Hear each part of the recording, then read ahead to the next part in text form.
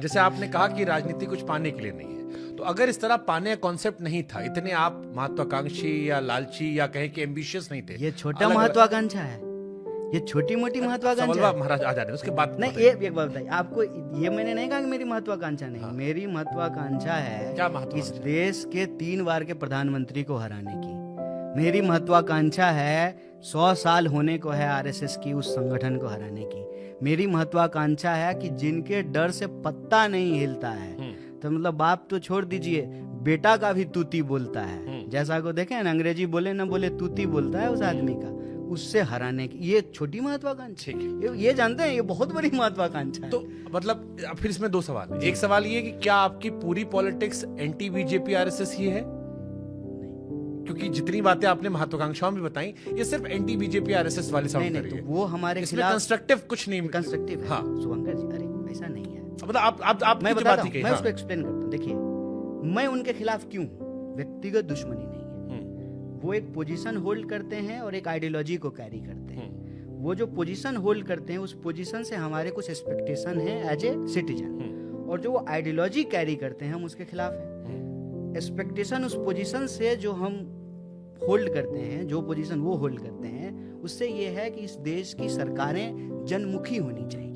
ये कंस्ट्रक्टिव है, होना चाहिए। और वो जनमुखी इसलिए नहीं हो पा रहे हैं, दोस्तोन्मुखी इसलिए हो गए हैं, क्योंकि वो एक पर्टिकुलर संगठन की आइडियोलॉजी कैरी करते हैं। देखिए, जब मोदी जी कहते हैं ना सबका साथ सबका विकास, तो उनको मालूम है कि उनकी विचारधारा से मिलती जुलती बात नहीं है ये।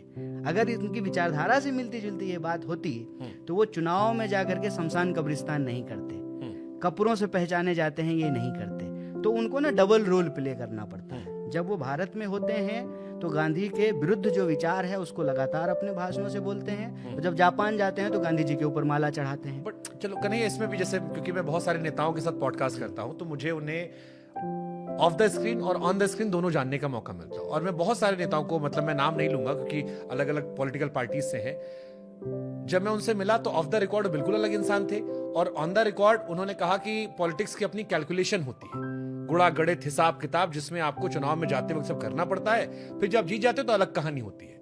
तो क्या इसको इस तरह देखें कि उनकी मजबूरी भी वो है? जैसे 2004 में शाइनिंग इंडिया, जब मैं देखता हूं अटल जी वाला, शाइनिंग इंडिया आया, युवा हिंदुत्व से गए, सीटें कम हो गई, वापस ट्रैक पे लौटे, उनका एक वोटर है जो वही मांगता है। जैसे बहुत सारी पॉलिटिकल पार्टी, अखिलेश जी का एग्जांपल ले लेते हैं हम, केजरीवाल जी कर लेते हैं, सबको एक थीम ले ली उन्होंने कि इनकी पार्टी की ये यूएसपी है, उस यूएसपी पे खेलते हैं। बीजेपी की यूएसपी हिंदुत्व है, शायद किसी की कुछ और होगी, अलग अलग। बीजेपी की यूएसपी अगर हिंदुत्व है, तो जब मोदी जी जाते हैं वहाँ सऊदी अरबिया और शेख को एकदम जादू की झप्पी दे रहे होती हैं, तब वहाँ हिंदुत्व खतरे में होता है कि एकदम full furnished, full fledged thrive कर रहा है। दैट्स डिफरेंट, सरकार वर्सेस पार्टी। कि जब इलेक्शन में जाते हो तो पार्टी होते हो, सरकार आते हो तो आप सब आते हो। हमने आजम खान को भी साहब को देखा है कि कुंभ कप उन्होंने अच्छा किया था, जो व्यवस्था की थी। जब आप पार्टी होते हो तो पार्टी होते हो, जब आप सरकार होते हो तो सरकार होते हो। हमारा यही डिफरेंस है। ओके। आरएसएस का सरकार चलाने का जो तरीका है, जिसमें उनकी विचारधारा के जो लोग हैं वो सरकार को कंट्रोल करते हैं। ठीक है। अब मैं इसका एक एग्जांपल देता हूँ, क्योंकि हम ना इसी धरती पे हैं। हम कहाँ जो है, आप ही के नाम वाले अभी गए हैं ना वहाँ स्पेस में। उनका नाम शुभांशु शुक्ला है। मेरा नाम शुभांकर। मिलता जुलता है। तो हम भी तो यहीं रहते हैं, स्पेस में तो रहते नहीं हैं। हमारे वक्त के एबीवीपी के करने वाले जो साथी हैं, जो हमारे साथ ही पढ़े एबीवीपी करते थे, वो अभी सब मंत्रालयों में लगे हुए हैं। उनका काम है कि मंत्री के काम का रिपोर्ट बनाना और आरएसएस को भेजना। जो वाइस चांसलर नियुक्त होते हैं वो आरएसएस से जुड़े हुए लोग हैं। जो हमारे साथ काम करने वाले लोग हैं, देखिए, लोग जो विरोध करते थे एबीवीपी का या बीजेपी का, ठीक है ना, उनको नौकरियां नहीं मिल रही, लेकिन आप एबीवीपी किए हुए हैं, सबको नौकरी मिल गई। मेरे साथ मेरे यूनियन में जो थे। अगर ये प्रिविलेज है तो जैसे मैं जब आपको लेके मैंने पोस्ट डाली तो बहुत सारे लोगों ने कहा कि आपके जो साथी थे जो दूसरे धर्म से थे, उन्होंने कहा कन्हैया प्रिविलेज है क्योंकि वो हिंदू थे। ये आपको लेकर भी बहुत सारे लोगों ने कहा कि आप प्रिविलेज है कि आप हिंदू थे, आप बाहर हैं। आपके बहुत सारे साथी के ऊपर और केसेस चले, बहुत सारी चीजें चली, वो फंसे हैं क्योंकि वो मुस्लिम थे। कन्हैया को प्रिविलेज मिल गया कि सारी चीजें करने के बावजूद बच गए हिंदू हैं। इसमें हाफ ट्रुथ है। मुझे प्रिविलेज है, ये ट्रुथ है, कैसा मैं एक्सेप्ट करता हूँ। बिल्कुल, मुझे मेरे नाम का प्रिविलेज है, हिंदू होने का। बिल्कुल है।